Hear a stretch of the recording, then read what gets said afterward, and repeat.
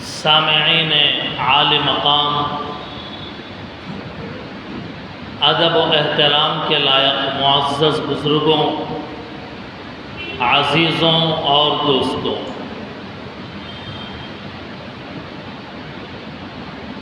آج جس عنوان کے اوپر بیان کرنا طے ہوا ہے وہ عنوان ہے حج فرض ہے تو پھر تاخیر کیوں؟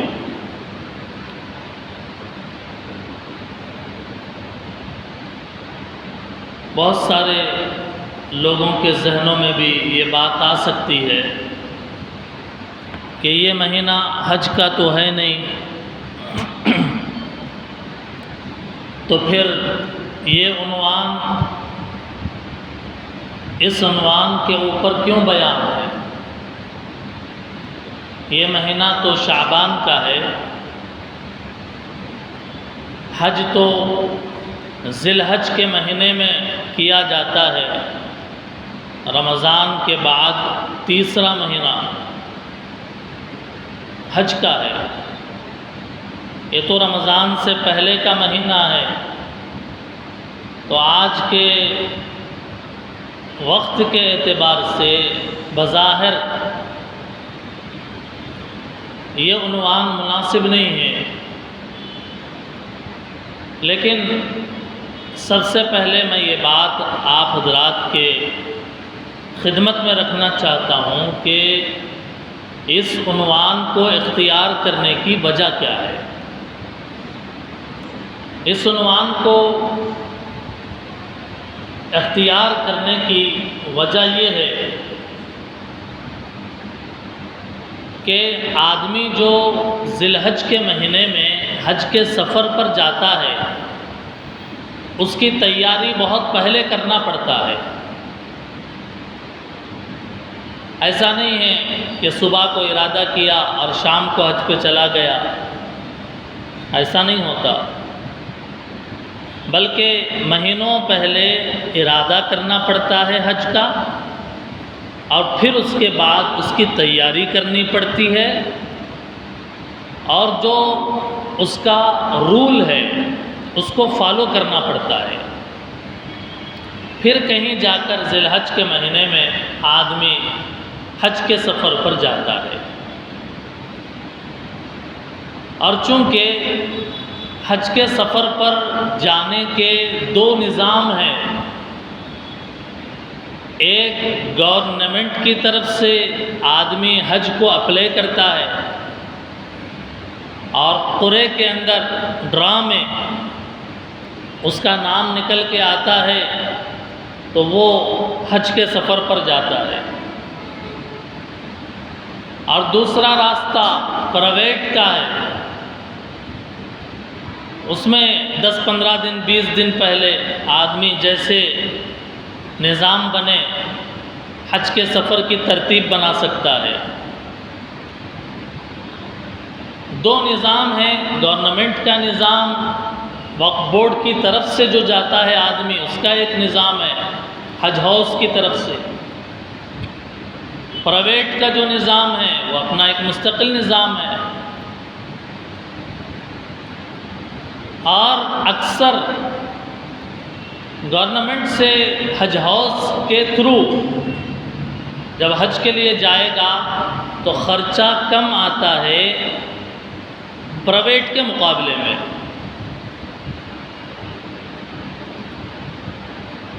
اب ظاہر ہے کہ اکثر و بیشتر لوگ حج کے لیے پہلے اپلیکیشن دیتے ہیں اور پھر اس کے بعد میں ان کا نام نکل کے آتا ہے تو تیاری کرتے ہیں، اور اپلیکیشن کی جو ڈیٹ ہے اس سال جو آخری ڈیٹ ہے وہ مارچ کی 10 تاریخ ہے۔ یہ کون سا مہینہ ہے؟ فروری۔ آج کیا تاریخ ہو گئی؟ 24۔ تقریباً 15 دن 16 دن کے بعد یہ تاریخ ختم ہو جائے گی، تو اپلیکیشن کی جو ڈیٹ ہے اس سال جس کو بھی حج پہ جانا ہے وہ 10 مارچ کے اندر وہ اپلائی کر دے ایک، اور حج کی اپلیکیشن بھرنے کے لیے پاسپورٹ ہونا بھی ضروری ہے، بغیر پاسپورٹ کے آدمی اپلیکیشن نہیں دے سکتا۔ تو یہ جو 15 دن پہلے ہم آج کے جمعے میں بیان رکھے ہیں وہ اس لیے تاکہ اللہ اگر کسی کے دل میں بات ڈالے کہ وہ حج کے مبارک سفر پہ اگر جانا چاہے تو فوراً سے فوراً وہ پاسپورٹ کے لیے اپلائی کرے، اور کچھ دن میں جب یہ آ جائے پاسپورٹ تو پھر حج کے لیے اپلیکیشن سبمٹ کرے۔ اس کے لیے آج کے جمعے میں یہ عنوان رکھا گیا۔ دوسری بات یہ ہے کہ امت کا جو ذہن ہے، امت مسلمانوں کا جو ذہن ہے وہ حج کے لیے اتنا کھلا ہوا نہیں ہے جتنا ہونا چاہیے۔ نماز ہے تو بہرحال نماز پڑھ لیتے ہیں، روزے رکھ لیتے ہیں، ہر سال رمضان آتا ہے، لیکن حج کے لیے بہت ساری باتیں نہیں معلوم۔ اس کی وجہ سے بعض لوگ حج کو کم سمجھتے ہیں اور عمرے کو زیادہ سمجھتے ہیں۔ عمرہ حج کے مقابلے میں بڑی چیز وہ اس کو سمجھتے ہیں، حالانکہ عمرہ کرنا سنت مؤکدہ ہے، حج کرنا فرض ہے۔ حج کا مقام زیادہ ہے، عمرہ کرنا سنت ہے، سنت مؤکدہ ہے، حج کرنا فرض ہے، ضروری ہے، جیسے نماز پڑھنا ضروری ہے، اور جیسے روزہ رکھنا ضروری فرض ہے، جیسے کلمہ پڑھنا ضروری ہے، لا الہ الا اللہ محمد رسول اللہ، ایسے ہی حج کرنا بھی ضروری ہے، فرض ہے۔ اسی لیے مشکات شریف میں ایک حدیث ہے، حضرت عبداللہ ابن عمر رضی اللہ تعالیٰ عنہ روایت کرتے ہیں کہ اللہ کے نبی نے جو اسلام کے ارکان بتائے، اسلام کے جو پلر، اسلام کی عمارت جن بنیادوں کے اوپر قائم ہوتی ہے، ان میں جہاں نماز، روزہ، زکوٰۃ، شہادت ہے، وہیں پر حج کرنا بھی اسلام کے بنیاد میں داخل ہے۔ حج کرنا اسلام کی بنیاد میں داخل ہے۔ زندگیاں گزر جاتی ہیں، عمریں کٹ جاتی ہیں، جوان سے آدمی بوڑھا ہو جاتا ہے، مختلف بہانے بنا کر وہ حج کو نہیں جاتا ہے۔ تو اسلام کی ایک بنیاد اس کی کمزور ہے، حج۔ تو اسلام کی عمارت مضبوط کیسے رہ سکتی ہے؟ ہم پورے طور پر سچے 100% مسلمان کیسے ہو سکتے ہیں جبکہ ہم نے حج ہی نہیں کیا؟ تو اس لیے حج کو اہمیت دینا ضروری ہے، حج کے بارے میں مسائل جاننا ضروری ہے، اور حج کے بارے میں واقفیت ضروری ہے۔ حج جو ہوتا ہے یہ خانہ کعبہ مکۃ المکرمہ میں، اب اس کا طریقہ کیا ہے، حج کے اندر کیا کیا چیزیں ہوتی ہے، جو گئے ہیں ان کو تو معلوم ہے، جو نہیں گئے ہیں زندگی بھر ان کو معلوم ہی نہیں ہوتا کہ حج کے اندر کیا کیا کام ہوتے ہیں۔ تو آج تو نہیں بیان کیا جائے گا اس کو، جب حج کے دن آئیں گے تو جب بتائیں گے کہ حج کے اندر کیا کیا کام ہوتے ہیں۔ جیسے نماز کے اندر تکبیر تحریمہ ہے، رکوع ہے، سجدہ ہے، قیام ہے، قاعدہ ہے، سلام پھیرنا ہے، یہ نماز اس کو بولتے ہیں۔ حج کس کو بولتے ہیں وہ اس وقت بیان کیا جائے گا۔ ابھی یہ سمجھنا ہے کہ حج کتنا ضروری ہے۔ اور حج کہاں ہوتا ہے؟ مکۃ المکرمہ میں۔ مکہ شہر کا نام ہے، یہ بھی بتانا پڑتا ہے۔ مکۃ المکرمہ ایک شہر کا نام ہے، مدینہ منورہ وہ ایک الگ شہر کا نام ہے۔ دونوں کے درمیان 450-500 کلومیٹر کا فاصلہ ہے۔ اللہ کے نبی صلی اللہ علیہ وسلم کی قبر مبارک مدینے میں ہے، اور خانہ کعبہ وہ مکے میں ہے۔ اللہ نے مکے کو خانہ کعبہ، مسجد حرام سے اللہ رب العزت نے اس کو نورانیت عطا کی، اور مدینہ منورہ کو اللہ کے نبی کے روضے سے، قبر اطہر سے نورانیت عطا فرمائی ہے۔ حج جو ہوتا ہے پورے سال میں خالی 5 دن ہوتا ہے۔ حج پورے سال میں صرف 5 دن حج ہوتا ہے، اور وہ حج ہوتا ہے خانہ کعبہ کا طواف جو آدمی کرتا ہے، 4 کونی جو عمارت ہے جس کو بیت اللہ کہا جاتا ہے، جس کو قبلہ کہا جاتا ہے، اس کا طواف کیا جاتا ہے، جہاں پہ جنت کا پتھر حجر اسود لگا ہوا ہے، جہاں پہ خانہ کعبہ کا سنہرے رنگ کا دروازہ ہے، جہاں پہ وائٹ کلر کا جو بارڈر ہے حتیم خانہ کعبہ کا حصہ، اور جہاں پر لمبا صحن، خانہ کعبہ کا لمبا صحن، اور اس صحن کے بعد ایک بڑی مسجد، ہزاروں اور لاکھوں لوگ جس کے اندر بیٹھ سکے، ایسی بڑی مسجد، 4 طرف سے مسجد حرام۔ مسجد حرام میں داخل ہونے کے بعد اور پھر کعبے کی طرف بڑھتے ہوئے صحن، کعبے کا صحن، اور پھر کعبہ۔ یہ جو کعبہ ہے اللہ تعالیٰ نے اس کعبے کے اندر ایسی کشش رکھی ہے، ایسی جاذبیت رکھی ہے اللہ تعالیٰ نے کہ ہر آدمی، ہر امیر، ہر غریب، ہر مسلمان، ہر کالا، ہر گورا، ہر آدمی اس کی طرف لپک لپک کر جاتا ہے۔ وہ جو خانہ کعبہ ہے، وہ خانہ کعبہ اول عالم ہے۔ سب سے پہلے اللہ تعالیٰ نے خانہ کعبہ بنایا پوری دنیا میں، اول عالم۔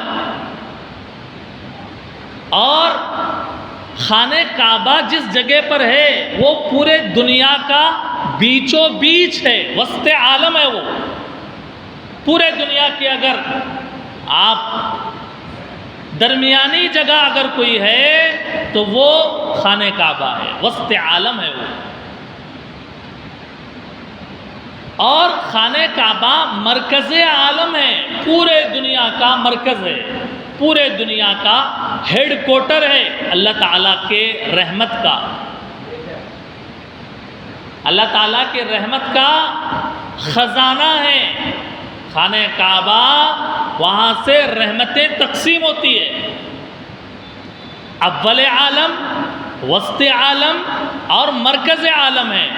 اور ایسا لگتا ہے کہ اللہ تعالیٰ نے اس خانہ کعبہ میں ایسی کشش رکھی ہے، ایسی کھینچنے کی صلاحیت رکھی ہے اللہ تعالیٰ نے کہ آپ دیکھتے ہیں کہ خانہ کعبہ کا جب طواف ہوتا ہے تو پورے اللہ کے بندے احرام کا کپڑا پہن کر اسی کعبے کے گرد طواف کرتے ہیں، گھومتے رہتے ہیں۔ ایسا لگتا ہے کہ خانہ کعبہ پورے ایمان والوں کے دلوں کو اپنی طرف یوں کھینچ رہا ہے، جیسے میگنیٹ ہوتا ہے، میگنیٹ، مقناطیس۔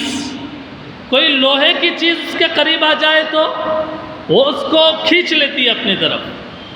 اللہ تعالیٰ نے اس خانہ کعبہ کی محبت ہر مسلمان کے دل کے اندر ایسی رکھی ہے، ہر مسلمان۔ یہ دوسرے نمبر کی بات ہے کہ اس کے پاس پیسہ ہے یا نہیں ہے، یہ دوسرے نمبر کی بات ہے کہ وہ امیر ہے کہ غریب ہے، یہ دوسرے نمبر کی بات ہے کہ وہ وہاں جا سکتا ہے نہیں جا سکتا، لیکن ہر کلمہ پڑھنے والے کے دل کے اندر اللہ تعالیٰ نے اس کی طرف کشش رکھی ہے۔ میگنیٹ ہے وہ، پورے دنیا کے انسانوں کے لیے، اور لوگ تڑپتے ہیں، زندگیاں گزر جاتی ہیں، تڑپتے رہ جاتے ہیں کہ خانہ کعبہ کی حاضری نصیب ہو، اللہ کے گھر کا دیدار نصیب ہو، ہم اس اللہ کی رحمت کو دیکھیں، اللہ کے اس کرم کو دیکھیں، ہم جائیں وہاں، ہم بھی طواف کریں، ہم بھی احرام کا کپڑا پہنیں، ہم بھی جائیں اور اللہ کی اس اترتی ہوئی رحمت کو، خانہ کعبہ کو اپنے آنکھوں کے اندر اس کے نور کو بھر دیں، اپنے دلوں کے اندر اس کو آباد کر لیں، حجر اسود کو ہم بوسہ دیں، خانہ کعبہ کے دروازے کو پکڑ کر ہم اللہ سے روئیں، گڑ گڑائیں، اللہ آپ کا بندہ آیا ہے، آپ کا بندہ آیا ہے، اور خانہ کعبہ کے پردوں کو پکڑ کر گڑ گڑا کر رو رو کر اللہ رب العزت کو راضی کرے، ایک بڑی سعادت کی بات ہے، بڑی خوش نصیبی کی بات ہے۔ حضرت پیر ذوالفقار صاحب اللہ تعالیٰ لمبی عمر صحت عطا فرمائیں، آپ نے اپنے خاندان کے ایک ولیہ کا قصہ ذکر کیا، کہتے ہیں کہ بچپنے میں وہ اللہ کی بندی جب نماز پڑھتی تو نماز پڑھنے کے بعد ایک تسبیح ان کے پاس، ایک خاص قسم کی تسبیح تھی، وہ ان کے پاس رکھی ہوئی ہوتی، ہر نماز کے بعد وہ اس تسبیح کو ہاتھ میں لیتی اور یوں آنکھوں کے قریب کر کے کچھ دیکھتی اور پھر اس کے بعد وہ رکھ دیتی، کئی دن تک وہ ایسے ہی، کئی سالوں تک وہ ایسے ہی کرتی رہی۔ ان سے پوچھا گیا کہ آپ یہ ہر نماز کے بعد تسبیح لے کر کیا دیکھتی ہیں؟ تو انہوں نے بلایا اور قریب بلا کر اس تسبیح کے دانے کو دکھایا کہ جس دانے کے اندر خانہ کعبہ کی تصویر تھی، جس تسبیح کے دانے میں چھوٹی سی تصویر خانہ کعبہ کی تھی، وہ اللہ کی بندی زندگی بھر تڑپتی رہی کہ میں خانہ کعبہ کی حاضری تو مجھے نصیب نہیں ہو سکتی، تو کم از کم اسے دیکھ کر میں اپنی آنکھوں کو ٹھنڈا کر لوں۔ ایسے ایسے واقعات، ایسے ایسے قصے خانہ کعبہ کے عشق کے کتابوں کے اندر لکھے گئے ہیں۔ وقت نہیں ہے ورنہ قصے میں بہت سناتا آپ کو۔ اللہ تعالیٰ کے گھر کی حاضری بہت بڑی چیز ہے، ہر ایک کو نصیب نہیں ہوتی ہے۔ بہت سارے لوگ ہیں جو امریکہ کا سفر کرتے ہیں، لندن کا سفر کرتے ہیں، گلف میں جاتے ہیں اور خوب گھومتے ہیں، خوب ٹورزم، خوب جرنی اور خوب سیاحت، خوب سفر، لیکن زندگی گزر جاتی ہے، اللہ کے گھر کو جانے کی توفیق نہیں ہوتی۔ وہ سعودی عرب چلے جائیں، ریاض چلے جائیں، وہ خانہ کعبہ کے قریب بھی ہو جائیں، لیکن حالات نہیں بنتے اور موقع ان کو نصیب نہیں ہوتا کہ وہ اللہ کے در کی حاضری دے سکے۔ اسی لیے فرمایا کہ خانہ کعبہ کی حاضری یہ مال سے تعلق نہیں ہے، اس کا تعلق مال سے نہیں ہے، مالدار ہے تو بس اسی کے لیے حاضری ہے، اس لیے کہ بے شمار مالدار، بے شمار بزنس مین، بے شمار کروڑ پتی اور لکھ پتی لوگوں کو بھی وہاں جانے کی حاضری کی توفیق نہیں ملتی۔ اور تاریخ میں ایسے بے شمار واقعات ہیں، غریب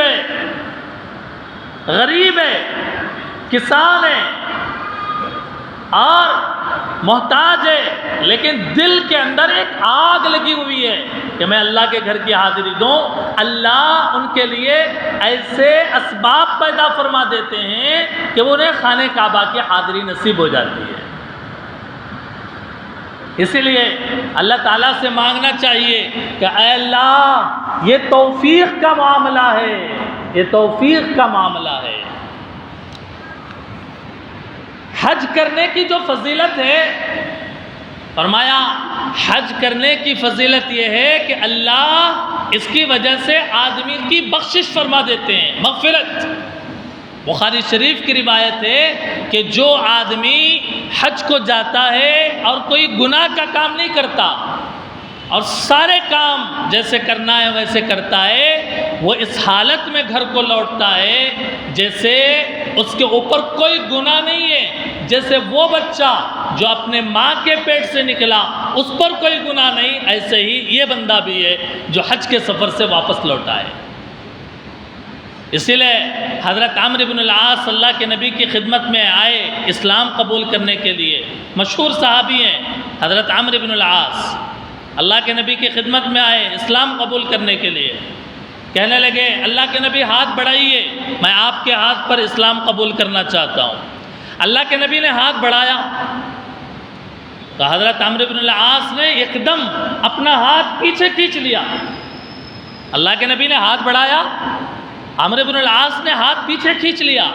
اللہ کے نبی نے پوچھا اے عمرو بن العاص، تم ہی نے تو کہا کہ میں اسلام قبول کرنا چاہتا ہوں، ہاتھ بڑھائیے، جب میں نے ہاتھ بڑھایا تو تم نے ہاتھ کیوں کھینچ لیا؟ حضرت عمرو بن العاص نے کہا اللہ کے نبی، میرے دل کی ایک مراد ہے، میری ایک شرط ہے۔ اللہ کے نبی نے پوچھا کیا شرط ہے تمہاری؟ تو کہا حضرت عمرو بن العاص نے اللہ کے نبی، میں یہ چاہتا ہوں کہ اگر میں اسلام قبول کر لوں تو کیا میرے تمام گناہ معاف ہو جائیں گے؟ میں کافر تھا، مشرک تھا، میرے بے شمار گناہ ہیں، میں اب اسلام قبول کر رہا ہوں تو کیا میرے پورے گناہ معاف ہو جائیں گے؟ اللہ کے نبی نے فرمایا کیا تمہیں معلوم نہیں ہے کہ اسلام اپنے جب مسلمان کوئی ہو جاتا ہے تو اس سے پہلے جتنے گناہ ہوتے ہیں اللہ سارے گناہوں کو معاف فرما دیتے ہیں۔ ایسے ہی حج وَإِنَّ الْحَجَّ يَهْدِمُ مَا كَانَ قَبْلَهُ، ایسے ہی حج جب کوئی آدمی کرتا ہے تو حج سے پہلے کی زندگی میں جتنے گناہ ہو گئے سارے گناہوں کو اللہ تعالیٰ معاف فرما دیتے ہیں۔ یہ فضیلت ہے حج کی۔ حج کرنے سے کیا ملے گا؟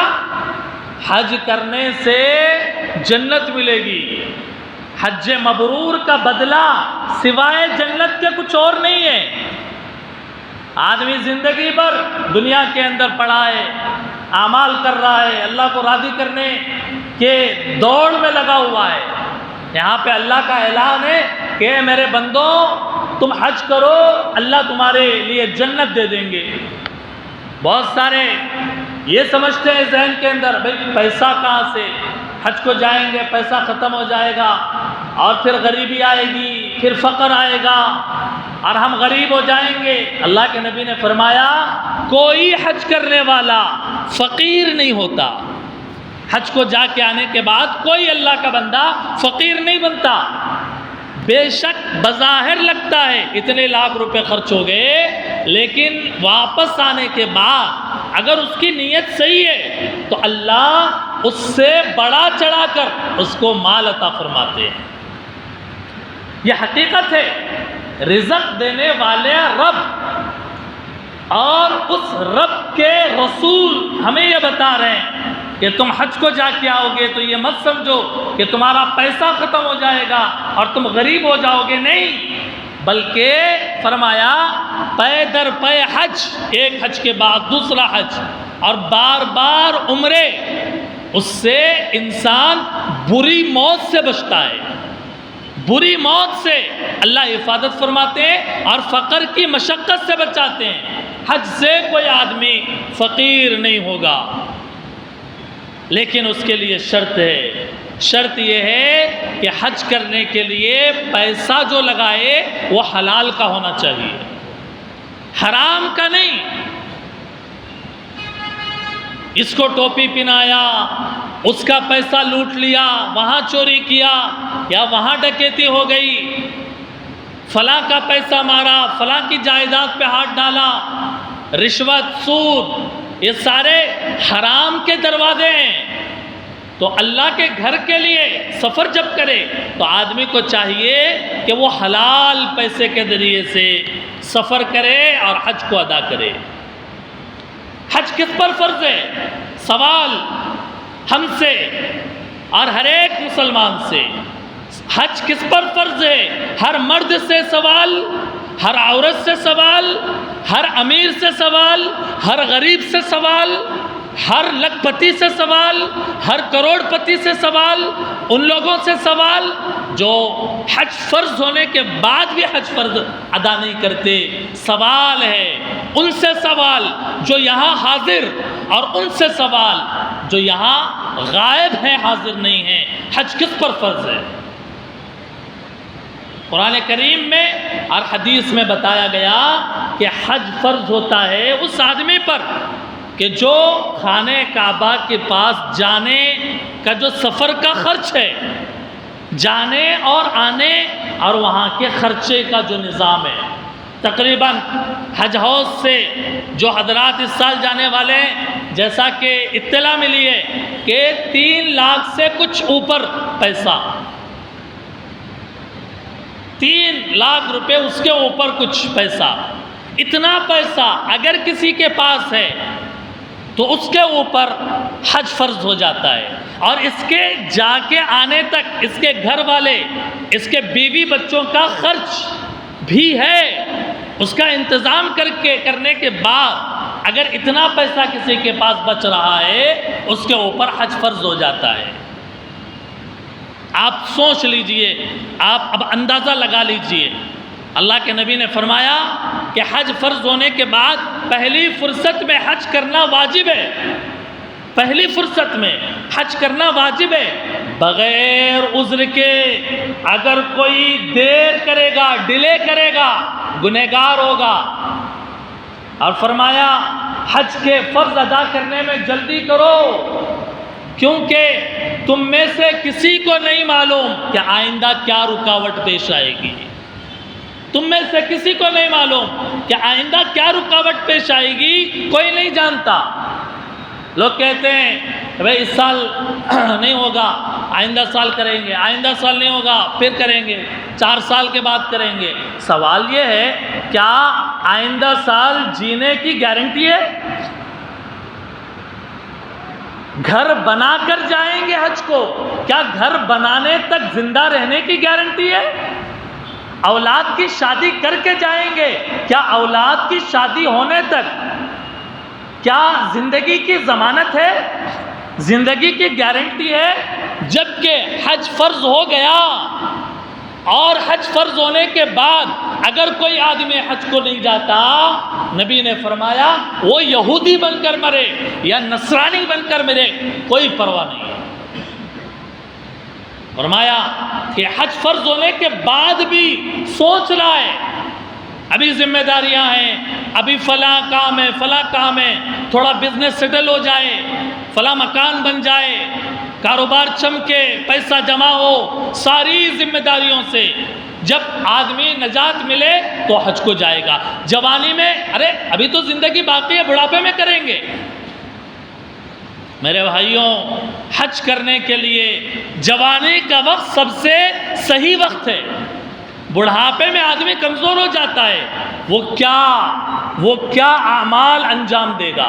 اس لیے فرمایا کہ یہ بات یاد رکھنا چاہیے اور ذہن میں ہمیشہ رکھیں کہ حج فرض اگر ہو گیا، اللہ کے نبی کے اس ارشاد کو، میں چھوٹا میری بات چھوٹی، اللہ بڑے اللہ کے نبی بڑے، اللہ بڑے اور اللہ کے رسول بڑے، اس لیے اس ارشاد کو ذہن میں رکھیں کہ اللہ کے نبی نے فرمایا حج اگر فرض ہو گیا، حج فرض ہونے کے بعد اگر نہیں کرے گا اور خدا نخواستہ موت آئے گی، اللہ حفاظت کرے، اگر موت آئے گی وہ یہودی بن کر مرے یا نصرانی بن کر مرے، اللہ کے نبی نے برات فرما دیا۔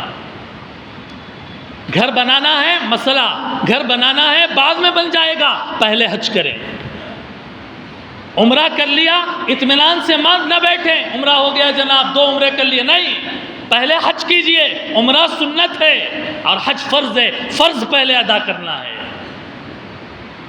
اور جس انسان پر حج فرض تھا مر گیا، والدین ہیں، رشتہ دار ہیں، حج فرض تھا، معلوم ہے ہم کو فرض ہوا تھا لیکن حج نہیں کیا، تو ان کی طرف سے کسی آدمی کو وکیل بنا کر حج بدل کرائیے۔ فرمایا کہ جو حج بدل کراتا ہے اس میں 3 آدمیوں کی مغفرت ہوتی ہے، ایک تو میت کی مغفرت، اور دوسرے حج کرنے والے کی مغفرت، اور تیسرے جو آدمی پیسہ لگا کر بھیج رہا ہے اس کی بھی اللہ مغفرت فرماتے ہیں۔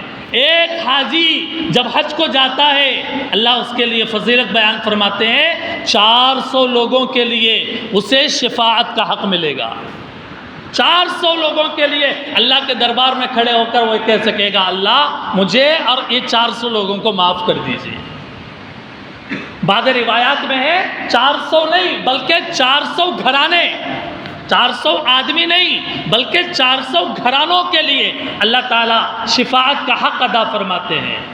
زندگی میں ایک بار تو حج فرض ہے، لیکن اللہ نے اگر کسی کو دولت دی ہے وہ بار بار جا سکتا ہے۔ کتابوں میں حدیث میں ہے ہر 5 سال میں 1 مرتبہ حج پر جائے۔